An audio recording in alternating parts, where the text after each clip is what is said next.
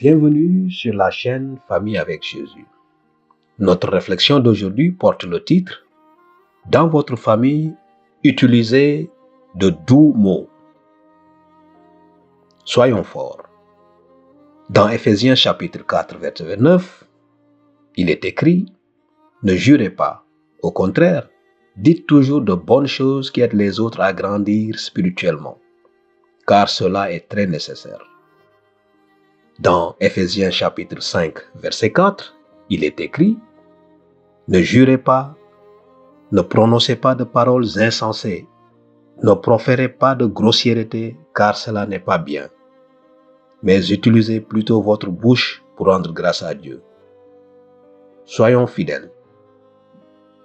Nous pouvons tirer 3 leçons du texte d'aujourd'hui. Premièrement, utilisation incorrecte des mots. Il y a des gens qui résolvent les conflits avec des projectiles sous forme de mots. L'homme armé ou la femme armée, les deux sexes tirent de manière égale.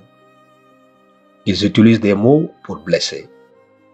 Chaque dispute devient plus vive et chaque situation difficile dégénère en une crise où l'on ne peut pas parler sans insulter.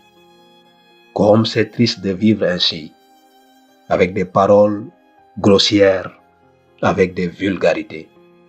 Numéro 2. L'utilisation correcte des mots. Les textes d'aujourd'hui nous encouragent à utiliser les mots pour ce pourquoi ils ont été créés. Nous pouvons mentionner ici 2 objectifs, pour aider les autres à grandir et pour remercier Dieu. Avant de parler, utilisez ces 2 raisons comme filtre.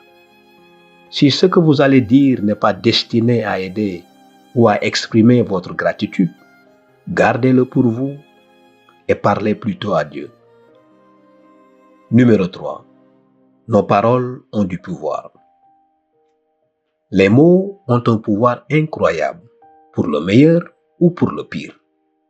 Ils peuvent donner à une personne l'impression d'être au paradis ou de ressentir la chaleur brûlante et étouffante de l'enfer.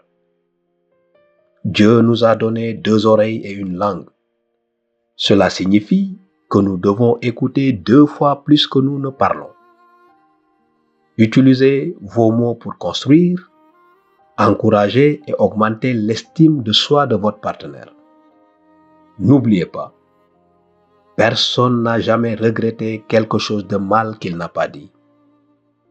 Soyons heureux. Prenez un moment pour faire l'exercice suivant. Terminez la phrase suivante.